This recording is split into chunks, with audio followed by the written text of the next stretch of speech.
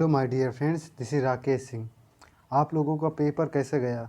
मैंने first shift और second shift के थोड़े थर्ड शिफ्ट के मैंने क्वेश्चंस में डाल दिए हैं। आप लोग देख लीजिए, पेपर ऐसे आ रहा है। कुछ लोग कह रहे हैं कि अब रागा का पेपर थोड़ा कठिन होता जा रहा है। ऐसी कोई बात नहीं है। आप लोग डिमोटिवेट ना हो, क्योंकि आपका पेपर कल और परसों लगा है कि आप डिमोटिवेट हो जाओ और पेपर ख़राब करके रख दें। पेपर आसान ही आ रहा है, जैसे भाई शुरू में आ रहा था। तो आपको डिमोटिवेट होने की ज़रूरत नहीं है। आप खुद ही देख लीजिए एनालिसिस में कैसे पेपर आ रहा है। तो चलिए, आपको थोड़े धीरे धीरे करके सभी क्वेश्चन बता दे रहा हूँ। अगर आपको वीडियो पसंद आए तो लाइक, सब्सक्राइब, शेयर ज़रूर कर दीजिएगा। और अगर इस वीडियो को पीडीएफ चाहिए तो आप डिस्क्रिप्शन में जाके वहाँ से डाउनलोड कर लेना, जिससे कि आप को बार बार वीडियो देखने की ज़रूरत ना पड़े और पीडीएफ से आप रिवीजन करते रहें। तो चलिए, यहीं पे सेशन को स्टार्ट करते हैं। आप देख लीजिए, पहले पैसिव वॉइस आया था। पैसिव वॉइस एक आया था, ये फर्स्ट शिफ्ट का क्वेश्चन है। Who is bothering you? इसका पैसिव वॉइस क्या बन सकता है, आप बताइए। इसका होगा by whom are you being बोदर्ड। यानी बोदर्ड मीन्स क्या होता है? चिढ़ाना, किसी चीज़ को परेशान करना। बोदर्ड मतलब ये होता है। नेक्स्ट क्या दिया था? विजिलेंट। इसका मतलब क्या होता है? जागरूक होना, एकदम वॉचफुल, कि एकदम सतर्क होना, उसे कहते हैं विजिलेंट। ओके, आगे नेक्स्ट क्या दिया गया है? फ्यूटाइल। फ्यूटाइल का मतलब क्या होता है? व्यर्थ में, कोई चीज़ खराब कर दे। वेन, इसका सिनोनिम्स आया था, तो क्या होगा? वेन होगा। आगे नेक्स्ट आया था ई इंडिवियर। ये मेरे ख्याल से उसमें आया था, मिस स्पेल्ट में ही आया होगा। इसका मतलब होता है टू ट्राई, किसी चीज़ को प्रयास करना, कुछ करने के लिए कठिन परिश्रम करना या प्रयास करना। एक क्वेश्चन आया था हार्डली स्कर्सली से, एक क्वेश्चन आया था। तो आप लोगों को पता ही होगा हार्डली और स्कर्सली के साथ क्या लगता है? व्हेन या बिफोर लगता है।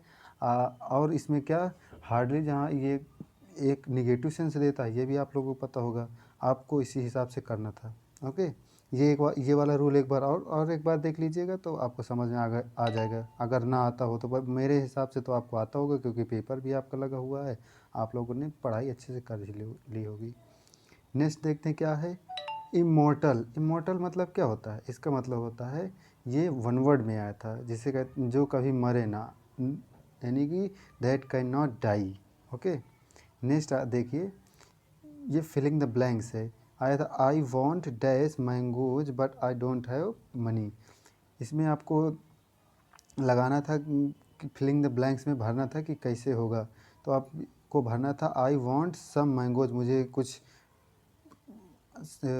आमों की ज़रूरत है, लेकिन आई डोंट हैव एनी मनी, मेरे पास कोई पैसा नहीं। यहाँ पे एनी का प्रयोग होगा। ओके, एक नेक्स्ट क्वेश्चन आया था क्रोकोडाइल लिव डैश लैंड। इसमें प्रीपोजिशन दिया था, तो आप क्या यानी कि आप बताइए कौन सा प्रीपोजिशन लग सकता है यहाँ पे। अगर लैंड रहा होगा तो ऑन द लैंड होगा, ऑन द लैंड। अगर वाटर दिया रहा होगा तो इन द वाटर होगा। यहाँ पे क्या होगा? इसी के हिसाब से होगा। आप यहाँ पे ऑन लगा दीजिए, लैंड है तो ऑन के हिसाब से सही हो जाएगा, लैंड के हिसाब से। नेक्स्ट क्या? नेक्स्ट आप देख लीजिए। नेक्स्ट एक आया था एक कंडीशनल सेंटेंस का। कंडीशनल सेंटेंस आप लोगों को पता ही होगा। कंडीशनल सेंटेंस में जैसे आप कैसे यूज करते हैं, जैसे एक होता है इफ़ होता है। इफ़ के साथ पहली बात तो हमेशा आप कोई भी शुड, वुड, कुड नहीं लगाएंगे। इसके साथ हमेशा लगाएंगे क्या? Present indefinite tense. फिर जो बाद वाला होता है सेंटेंस फ्यूचर में होता है। यही वाला पूछा गया था कंडीशनल सेंटेंस में। ओके, एक बार कंडीशनल सेंटेंस आपको देखना है। एम्बिगुअस आया था, एम्बिगुअस का एंटोनिम्स आया था। एम्बिगुअस मीन्स क्या होता है? जो अस्पष्ट हो, यानी कि द्व्यर्थी हो। इसका सिनोनिम एंटोनिम क्या हो जाएगा? क्लियर। ओके, एक आपको पूछा गया था एक्वायरमेंट का वर्ब क्या होता है, तो एक्वायर होता है। एक्चुअली एक्वायरमेंट नहीं होता है, एक एक्वायरमेंट आप कह सकते हैं, ये बच्चों ने यही भेजा था, लेकिन आप एक्विजिशन होता है। उसकी मीनिंग एक्वायरमेंट मैंने देखा था, गूगल में भी सर्च किया था, इसका कहीं पे जिक्र नहीं हुआ है। तो एक्वायरमेंट आप देख, वैसे भी वर्ब पूछा गया था तो आप कह सकते थे एक्वायर होगा। ओके, तो चलिए नेक्स्ट। अब देख लीजिए, इतने ही क्वेश्चन उसके मिल पाए थे इंग्लिश के। आप लोग थोड़ा जीएस के भी देख लीजिए। जीएस के देखिए क्या आया था। जीएस क्या आया था? First Lok Sabha speaker. आप लोगों को पता होगा, जीवी मावलंकर है, गणेश वासुदेव मावलंकर। नेक्स्ट क्या है, film fair award 2020 best actor Ranveer Singh को मिला था, आप जानते ही होंगे।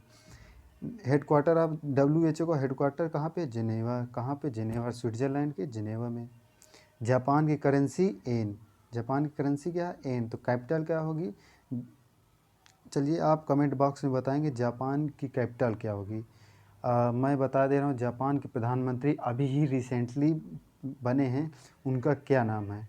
ये पेपर आगे जो भी शिफ्ट होने वाले हैं उनके लिए बेहद ही महत्वपूर्ण, क्योंकि ये लगभग 2 ही महीना पहले इनका वहाँ पे मान लो इलेक्शन हुए थे, तो इनका इलेक्शन नहीं हुए थे, वो थोड़ा तबीयत ख़राब थी, शिंजो अबे की तबीयत ख़राब होने की वजह से चुने गए थे। कौन, योशिदे हिदे सुगा। आप वहाँ सुगा नाम से जान जाएंगे ऑप्शन तो सही हो जाएगा, क्या, योशिदे हिदे सुगा वहाँ के प्रधान प्रेसिडेंट बने हैं। ओके, तो चलिए आपको जापान की वो कैपिटल कमेंट बॉक्स में ज़रूर बताएं, जिससे कि मुझे पता लगे कि आप लोग क्योंकि ये पेपर में देख 2-4 दिनों से आ भी रहे हैं ना कैपिटल करेंसी, तो आपको पता भी होना चाहिए। चलिए आगे नेक्स्ट बढ़ते हैं। ये सेकेंड शिफ्ट के क्वेश्चन आ चुके हैं। ओके, तो आप देखिए इंग्लिश का क्या हो, मिस स्पेल्ड में कमेंट्री की स्पेलिंग आई थी। अब देख लीजिए, इतना सरल पेपर आ रहा है, आप लोग कह रहे हैं कि राघव कठिन आ रहा है, इससे आ रहा है, इंग्लिश भी सरल आ रहा है, जीएस भी सरल है। मान लो आपको अब बचा है रीजनिंग मैथ, इसमें इतनी ज़्यादा प्रैक्टिस होनी चाहिए कि आपको कैलकुलेटिव तो रहेगा चाहे जैसे हो, आपको अच्छे से मान लो घन, क्यूब, वर्ग ये सब आने चाहिए ना आपको। जैसे पहाड़ा है, कम से कम 11 से 19 तक तो मुँह जवानी रटे होने चाहिए, तो मान लो कैलकुलेशन में दिक्कत नहीं होगी। तो अब आगे नेक्स्ट क्या दिया गया है, द नाउन ऑफ एवोर। एवोर का नाउन क्या होता है, एवोरेंस, इसका मतलब क्या होता है, घृणा करना। नेक्स्ट आया था, एक रूल पे आया था, नॉट ओनली के रूल पे आया था। तो not only constable but also police inspector guilty. तो आपको वहाँ पे दिया एक्चुअली वर्ब दिया था, इज है, इज दिया था, आई एम दिया था, वॉज वर्ब दिया था। तो यहाँ क्या होगा, वॉज। केवल कांस्टेबल ही नहीं, इंस्पेक्टर भी गिल्टी थे, यानी कि सेंस यही दे रहा था। ओके, आप नेक्स्ट देख लीजिए, ओब्लिगेटली यानी कि इसका सिनोनिम्स बताया, यानी एंटोनिम्स पूछा था, इसका एंटोनिम्स क्या होगा, ओब्लिगेटली मीन्स अनिवार्य जो हो। आपकी ऑप्शनल इसका मतलब होता है वैकल्पिक। ओके, आगे सब्सिक्वेंट यानी कि जो आगे आने वाला है, तो सक्सेसिव जो आने वाला है, सक्सेसिव सब्सिक्वेंट।